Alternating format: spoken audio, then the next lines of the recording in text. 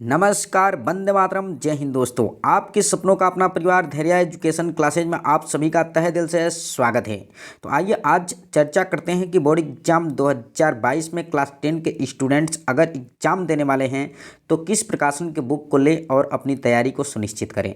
तो यहाँ पर हम देख पा रहे हैं कि राजीव प्रकाशन का 2 नया NCERT पैटर्न्स इस सत्र में आ चुका है, लेकिन यहाँ पर हम देख पा रहे हैं कि इससे पहले जो आया था उसमें और इसमें क्या अंतर है। तो विशेष प्रकार के बहुत सारे अंतर हैं जिनको हम समझने का प्रयास करेंगे इस वीडियो के माध्यम से। तो आप वीडियो को अंत तक देखिएगा, चैनल को सब्सक्राइब कीजिएगा, यदि वीडियो पसंद आएगा तो लाइक भी कीजिएगा। तो चलिए हम स्टार्ट करते हैं और समझाने का प्रयास करते हैं कि इसमें क्या क्या विशेषताएं हैं और ये क्यों महत्वपूर्ण है आपके एग्जाम के लिए।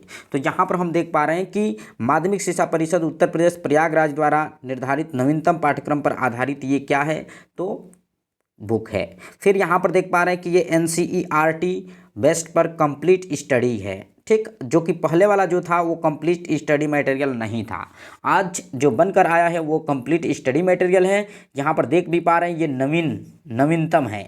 यहाँ पर देख पा रहे हैं गणित बिल्कुल अट्रैक्टिव क्लास 10, ठीक। यहाँ पर देख पा रहे हैं कि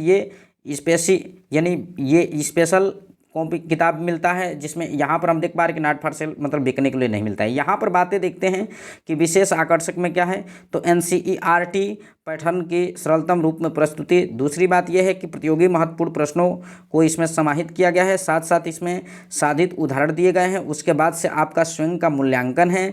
बाद में यहाँ पर NCERT प्रश्नों का हल है, बिल्कुल, जो कि पहले बुक में नहीं था। आज जो बुक ये छप करके नया आया है इसमें क्या है तो NCERT के संपूर्ण प्रश्नों का हल भी है।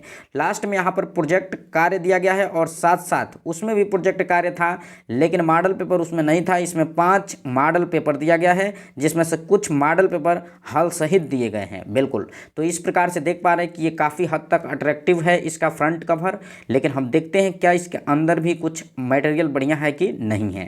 तो चलिए हम एक एक पेज को देखने का प्रयास करते हैं। तो यहाँ पर लिखते हैं फर्स्ट पेज को। फर्स्ट पेज भी वही है कि यहाँ माध्यमिक शिक्षा परिषद उत्तर प्रदेश प्रयागराज द्वारा शैक्षणिक सत्र 2021-22 के लिए उत्तर प्रदेश प्रयागराज हेतु NCERT के नवीनतम पाठ्यक्रमानुसार ये आधारित NCERT का ये कंप्लीट मटेरियल है, ठीक है, बिल्कुल। ये सब जान चुके हैं। यहाँ पर हम देख पा रहे हैं कि इसके लोगो बनाया गया है कि राजीव प्रकाशन का, ठीक।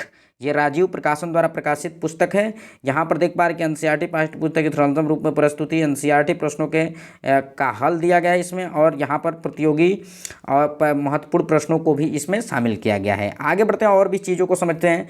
यहाँ पर ये देख पा रहे हैं हम जो भी चीज़ें हैं वो फैक्टली ये है कि इसमें मूल्य से संबंधित है। यहाँ मूल्य क्या है 235 रुपया है, जो कि एक तरह से ठीक है। मूल्य कोई विशेष मतलब नहीं रखता अगर बुक बढ़िया हो तो, मैटर बढ़िया हो बुक का। तो आगे बढ़ते हैं और भी चीज़ों को समझने का प्रयास करते हैं।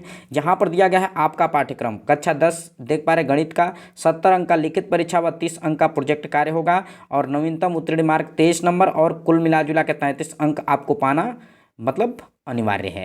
यहाँ पर संख्या पद्धति से 5 नंबर आएंगे, बीजगणित से 18 नंबर, निर्देशांक ज्यामिति से 5 नंबर, ज्यामिति से 12 नंबर, त्रिकोणमिति से 12 नंबर और मेंसुरेशन से 8 नंबर और साथ साथ सांख्यिकी तरह प्रायिकता से 10 नंबर।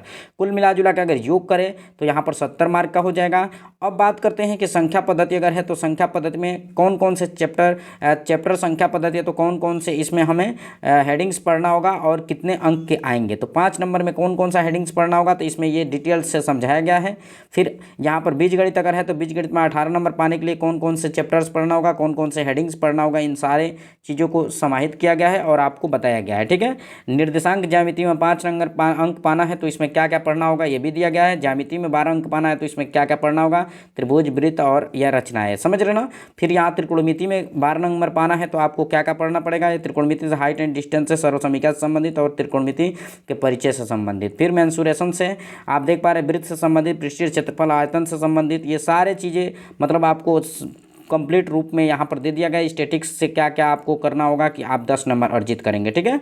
लास्ट में प्रोजेक्ट कार्य दिया गया है जो कि 30 नंबर का आता है। 15 नंबर आपका आएगा किस में, तो आप बता दे रहे हैं कि यहाँ आंतरिक मूल्यांकन प्रोजेक्ट कार्य में 15 नंबर, तो इसका मतलब 30 नंबर आपका ये बन जाएगा। ठीक है, यहाँ पर दिया भी गया है कि कौन कौन से इसमें से कोई 3 करना पड़ता है, लेकिन आपको पूर्तिया बहुत सारे मैटर दिए गए हैं जिसके माध्यम से आप कोई भी 3 कर सकते हैं।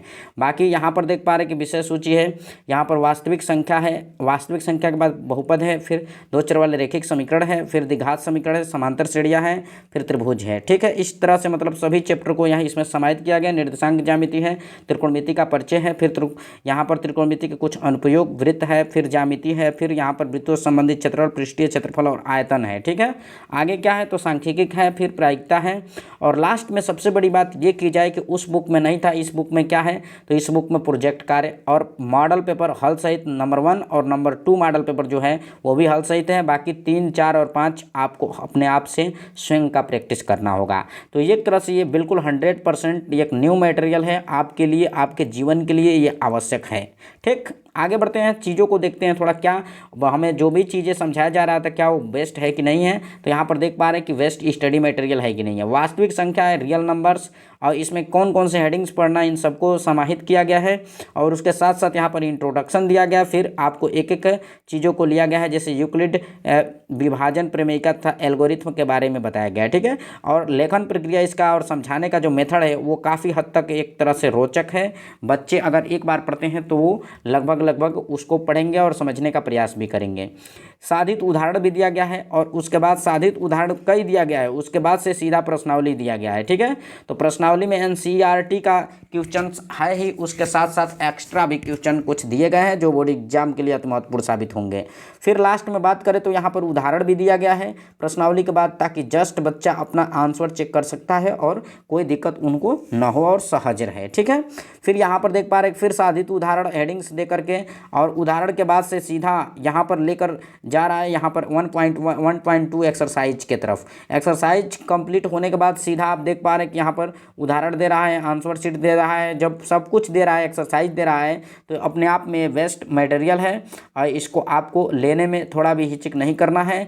आप जाइए, पता कीजिए, और आपको बेस्ट लगे तो आप तुरंत लीजिए। लास्ट की बात करें यहाँ पर तो NCERT पाठ्य पुस्तक के जो भी क्वेश्चंस हैं उन सभी क्वेश्चन को प्रश्नावली 1.1 से लेकर के अंत तक ये इसमें सॉल्यूशन समाहित है। ठीक है, तो सॉल्यूशन बिल्कुल आप देख पा रहे हैं। आप अगर दूर दराज से बच्चे हैं, आपके पास कोई विशेष सुविधाएं नहीं है, विद्यालय बहुत दूर है, आप विद्यालय क्लास करने नहीं जा रहे हैं, या किसी कारणवश आप अपनी पढ़ाई को बेस्ट तरीके से नहीं पढ़ पा रहे हैं, तो आपके लिए कंप्लीट स्टडी मटेरियल है। आप घर पर बैठकर भी इसको क्या कर सकते हैं, अपने आप से पढ़ सकते हैं। ठीक है, बिल्कुल, और आप चैनल के माध्यम से भी पढ़ सकते हैं, कोई दिक्कत नहीं है। ठीक है, तो यहाँ पर देख पा रहे हैं सब कुछ हल करा दिया गया है। लास्ट में क्या दिया गया है, परीक्षा उपयोगी महत्वपूर्ण प्रश्न उत्तर। इसमें बहुविकल्पीय भी होगा, अति लघु उत्तरीय भी होगा, और साथ साथ लघु उत्तरीय भी और दीर्घ उत्तरीय टाइप्स, यानी चारों पैटर्न पर आधारित क्वेश्चंस को दिया जाएगा, ताकि बच्चा किसी भी प्रकार का क्वेश्चन एग्जाम हॉल में मिले तो हल करके आए। ठीक है, तो इस तरह से ये एक प्रकार का कंप्लीट स्टडी मटेरियल है, जो कि पिछला वाला बुक जो था राजीव का वो कंप्लीट स्टडी मटेरियल नहीं था। तो हम आशा और विश्वास करते हैं कि आप बुक स्टॉल पर जाएंगे और सबसे पहले क्या करेंगे, आप खरीदेंगे नहीं, आप पहले कई प्रकाशन को देखेंगे, उसके बाद आप उसकी भाषा शैली देखेंगे कि क्या मेरे लिए सहज है कि नहीं है। अगर आपके लिए सहज है तो आप लीजिएगा, नहीं तो मत लीजिएगा। मेरे कहने पे आप मत लीजिएगा, मैं तो ये बताने के लिए बस इतना दिखा रहे थे कि हाँ ये भी एक प्रकार का अच्छी बुक है, आप चाहें तो ले सकते हैं। तो आज की वीडियो के लिए बस इतना ही, दीजिए मेरे को इजाज़त, तब तक के लिए नमस्कार, वंदे मातरम, जय हिंद।